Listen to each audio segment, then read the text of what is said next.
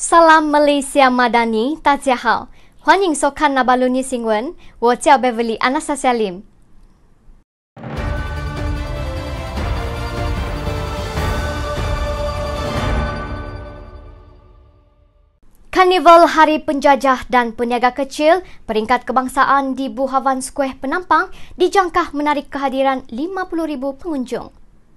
Kira-kira 50,000 pengunjung dijangka membanjiri Karnival Hari Penjajah dan Peniaga Kecil HPPK 2023 peringkat kebangsaan yang diadakan selama 3 hari bermula 7 Disember ini di Buhavan Square, Penampang. Acara perasmian dijadual disempurnakan oleh Perdana Menteri Datuk Seri Anwar Ibrahim pada 7 Disember bermula pukul 1 petang. Menteri Pembangunan Usahawan dan Koperasi, Datuk Iwan Benedict berkata, sepanjang 3 hari acara itu berlangsung, pelbagai aktiviti menarik telah disediakan kepada pengunjung. Beliau berkata, sebanyak 300 gerai jualan daripada 50 pempamer, 30 food truck, 190 gerai penjajah dan peniaga kecil dan 14 gerai aneka rasa menawarkan pelbagai jualan seperti makanan dan minuman, kerap tangan, pakaian dan banyak lagi. Turut diadakan jualan madani koperasi, fama dan jualan rahmah bagi memberi peluang kepada pengunjung mendapatkan barangan keperluan harian dengan harga yang lebih murah daripada harga biasa di pasaran. Selain itu, aktiviti lain sepanjang HPPK ialah cabutan bertuah dengan pelbagai hadiah menarik seperti barangan elektrik, voucher, hamper dan banyak lagi. Pertandingan memasak, mewarna, karaoke, pertandingan Mobile Legend dan pertandingan kereta mini pacuan 4 roda, ceramah mengenai keusahawanan, pemeriksaan kesihatan dan khidmat mengunting rambut juga akan diadakan. Perdana Menteri juga dijadual menyempurnakan Majlis Peluncuran Pelan Pembangunan Penampang menyampaikan watikah pelantikan Majlis Perundingan Penjajah dan Peniaga Kecil dan menyampaikan anugerah kecemerlangan penjajah dan peniaga kecil tahun 2023. Bersempena dengan sambutan HPPK itu juga saya akan serahkan watika pelantikan kepada Majlis Penjajah Peniaga Kecil Kebangsaan yang mana Yang Berhormat Perdana Menteri akan sampaikan bagi pihak keseluruhan ahli majlis itu kepada Presiden ataupun yang dipertua yang telah kita lantik. Iwan berkata demikian ketika sesi temu bual khas bersama Radio Sabah FM sempena sambutan HPPK peringkat kebangsaan. Beliau turut menjelaskan pemilihan tema sambutan HPPK peringkat kebangsaan, penjajah dan peniaga kecil, Nadi Ekonomi Madani. Kita semua tahu bahawa Yang Amat Berhormat Perdana Menteri telah melancarkan ataupun meluncurkan kerangka ekonomi madani pada bulan Julai yang lepas. Maka atas semangat itulah kita memilih tema tahun ini, iaitu penjajah dan peniaga kecil, Nadi Ekonomi Madani.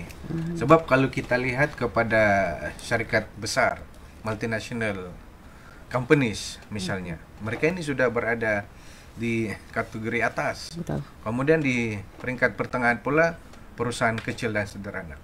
Dan jangan kita lupa yang di bawah ini, komuniti penjajah dan peniaga kecil. Mereka membentuk sebahagian besar, hampir ataupun lebih 1 juta lebih perusahaan kecil dan sederhana, perusahaan mikro di negara kita ini terdiri daripada komuniti penjajah dan peniaga kecil.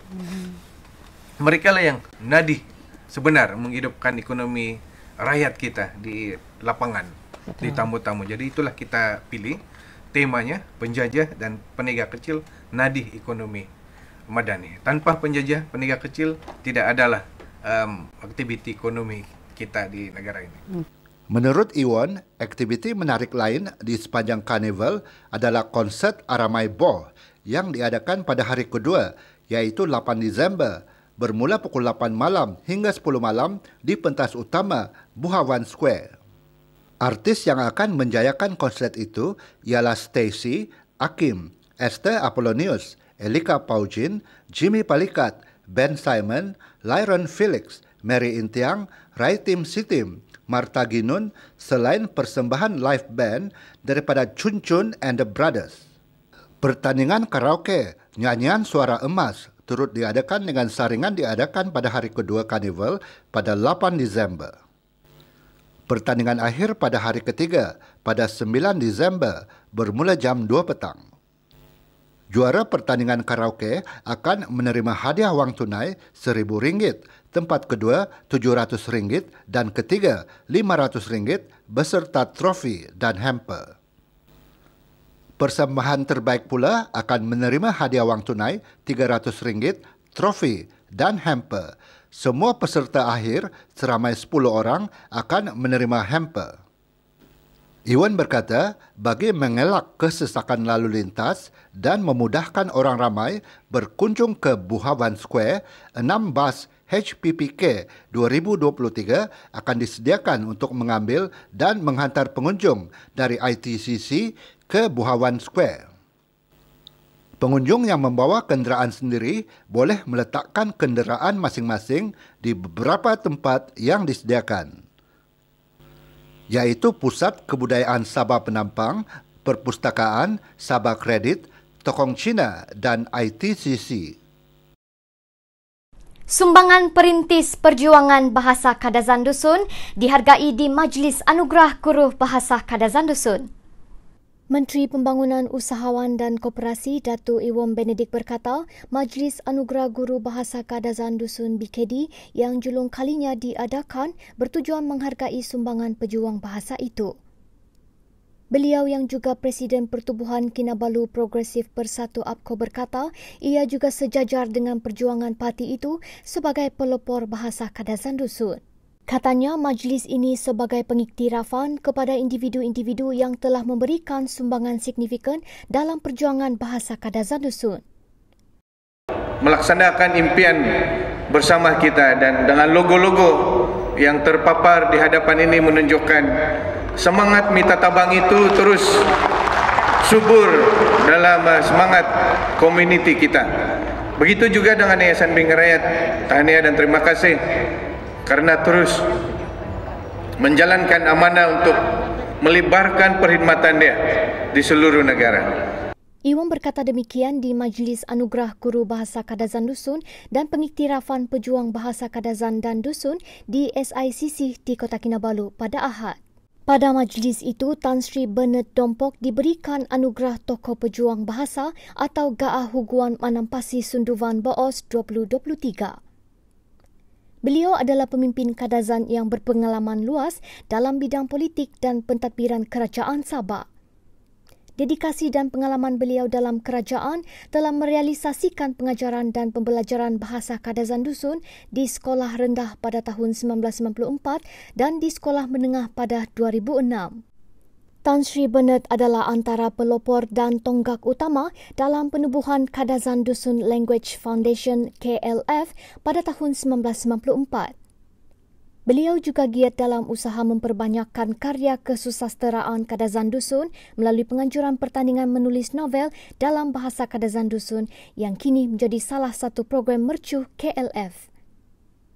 Pemenang bagi pertandingan ini akan dianugerahkan Gaah Kepenuatan Novel Tan Sri Bernard G. Dompok atau Tan Sri Bernard G. Dompok Literary Award. Pada majlis itu, 3 kategori anugerah lain disampaikan, iaitu anugerah Tokoh Guru BKD yang diberikan kepada penolong kanan kokurikulum di SK Putaton Inobong Priscilla Moses Kukim. Penerima anugerah Tokoh Guru Kreatif BKD pula diberikan kepada Alfredo Albert, seorang guru dari SK Penangah Telupit. Anugerah Pengiktirafan Pemartabat Bahasa 2023 diberikan kepada Wilfred Mojilis. Anugerah Pengiktirafan Pemartabat Bahasa 2023 atau Gaah Kapantangan Pinopo Sungkat Sunduvan Boos 2023 kepada Peter Lidadun. Dan Anugerah Pengiktirafan Pemartabat Bahasa 2023 kepada Mendiang Datuk Fred Sinidol. Signifikannya, kenapa kita menganjurkan majlis anugerah ini adalah memberi penghargaan kepada semua yang telah memberi sumbangan besar dalam memastikan bukan hanya bahasa Kadazan Dusun hari ini berada dalam kurikulum sekolah, tetapi daripada permulaan, daripada sebelum negara ini dibentuk sehingga hari ini begitu banyak pejuang-pejuang, tokoh-tokoh yang terlibat memastikan bahasa Kadazan Dusun itu bersiaran di radio, dapat dibaca di surat-surat kabar, dalam lagu-lagu, dalam pelbagai bentuk penulisan, sehinggalah membawa kepada kurikulum di peringkat sekolah dan hari ini di peringkat universiti, termasuk di maktab-maktab perguruan ataupun institut perguruan. Semua ini memerlukan penghargaan daripada generasi yang lebih muda.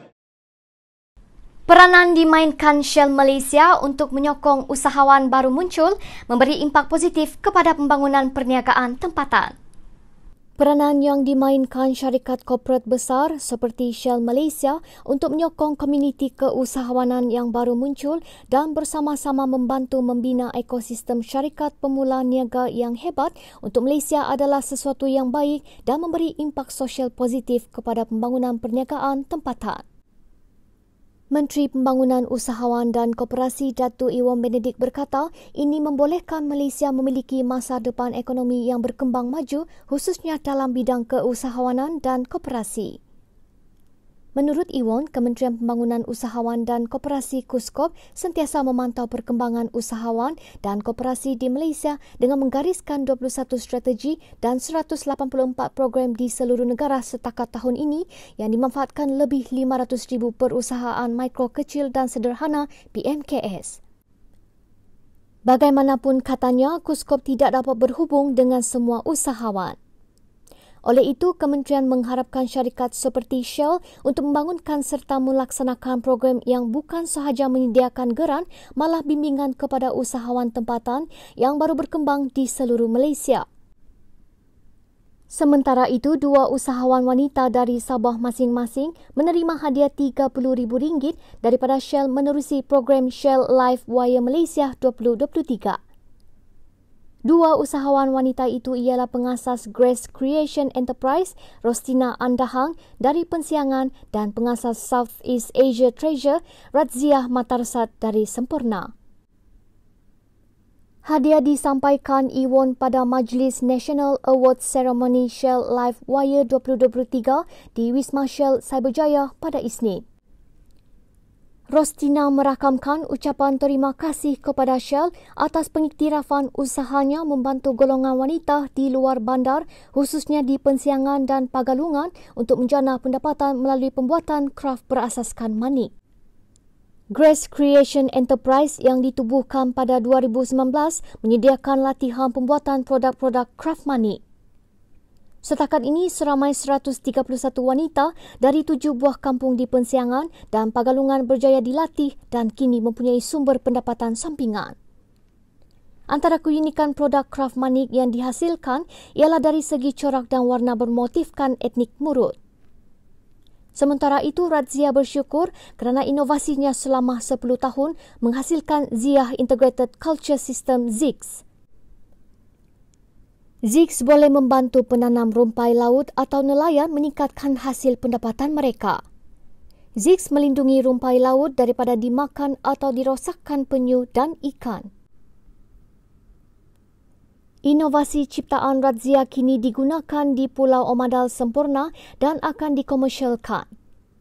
Pada majlis itu, 5 perusahaan dinobatkan sebagai pemenang kebangsaan Shell Life Wire Malaysia 2023 daripada 15 finalis yang dipilih dari kalangan 180 usahawan. Pemenang kebangsaan 2023 dianugerahkan kepada GK Aqua, Southeast Asia Treasure, Grace Creation, Materials in Works dan Pungu Borneo. Turut hadir di majlis ini Pengerusi Negara Shell Malaysia, Siti Hurairah Sulaiman. Program Shell Life Wire bermula di Sabah pada 2015 dan di Sarawak pada 2016 sebelum diperluaskan ke Semenanjung Malaysia mulai tahun lalu dan memberikan sumbangan signifikan dalam pewujudan pekerjaan serta penyelesaian sosial dan ekonomi yang inovatif. Program bimbingan InScan berjaya meningkatkan jualan lebih 13 juta ringgit di sepanjang tahun ini. Program-program bimbingan Institut Keusahawanan Negara InScan sepanjang tahun ini berjaya mencatatkan peningkatan jualan sebanyak 13.3 juta ringgit, membabitkan 809 peserta. Menteri Pembangunan Usahawan dan Koperasi, Datuk Iwan Benedict berkata, pencapaian ini adalah hasil usaha dan penglibatan kukuh semua pihak termasuk industri coach InScan dan pasukan kerja InScan. Pada tahun ini, kementerian telah menerima banyak input secara terus melalui sisi libat urus yang diadakan oleh kementerian bersama dengan pihak-pihak yang berkepentingan mewakili persatuan, Dewan Perniagaan, Pertubuhan Bukan Kerajaan, Koperasi dan termasuk agensi-agensi kerajaan. Antara input yang diterima adalah supaya lebih banyak latihan keusahawanan dianjurkan kepada usahawan mikro, kecil dan sederhana, termasuk usahawan informal. Justru saya dapat melihat peranan InScan amat besar dalam membantu kejayaan para usahawan di seluruh negara kita. Beliau berucap merasmikan Majlis Graduasi Program Bimbingan InScan 2023, iaitu Program Bimbingan Usahawan Permulaan atau Startup Coaching InScan Bumi Putra Business Coaching IBBC dan Program Bimbingan Keuntungan Menu di Tenera Hotel Bangi pada Sabtu. Pada majlis ini, seramai 484 usahawan berjaya menamatkan program-program bimbingan InScan yang berlangsung antara 3 hingga 6 bulan. Iwan berkata, pendekatan program InScan yang berkonsepkan daripada usahawan kepada usahawan telah menunjukkan kejayaan. Saya amat tertarik dengan pendekatan program InScan, di mana ia berkonsep daripada usahawan kepada usahawan. Ini bermaksud program-program bimbingan InScan ini dijayakan oleh industri coach yang merupakan pemain atau pakar di dalam sesuatu industri keusahawanan tersebut. Oleh yang demikian, dengan pengalaman serta kepakaran yang mereka ada di sepanjang berkecimpung di dalam industri masing-masing, ia dapat dimanfaatkan serta disalurkan melalui teknik bimbingan kepada peserta-peserta program bimbingan InScan. Iwan berkata, peserta bimbingan InScan berjaya meningkatkan skor diagnostik perniagaan sebanyak 188% hasil daripada program startup coaching. Serta 8.6 juta ringgit peningkatan jualan daripada program IBBC dan program bimbingan keuntungan menu. Lantaran itu, 55% peserta daripada program IBBC dan program bimbingan keuntungan menu telah mencatatkan peningkatan jualan melebihi 20% dan 156 pekerjaan baru telah dicipta melalui program IBBC. Lebih membanggakan apabila nilai gandaan dicipta daripada program IBBC dan program bimbingan keuntungan menu adalah 4.2. Ini bermaksud bagi setiap RM1 yang dibelanjakan, pulangan kepada ekonomi dicipta adalah RM4.20 melalui kedua-dua program tersebut. Selain itu katanya, seramai 13 usahawan berjaya meningkatkan hasil jualan sehingga bertukar status perniagaan daripada kategori mikro kepada kecil di mana purata jualan selepas program tamat adalah RM388,000. Saya juga berharap agar usahawan-usahawan hebat yang berada di majlis ini pada malam ini dapat berkongsi maklumat mengenai program-program InScan kepada rakan usahawan yang lain. Apabila kita berjaya, kita bantu usahawan-usahawan yang lain juga berjaya seperti saudara-saudari. Karena pada saya bukan hanya ia satu berkat, tetapi ia menjadi tanggungjawab bersama kita.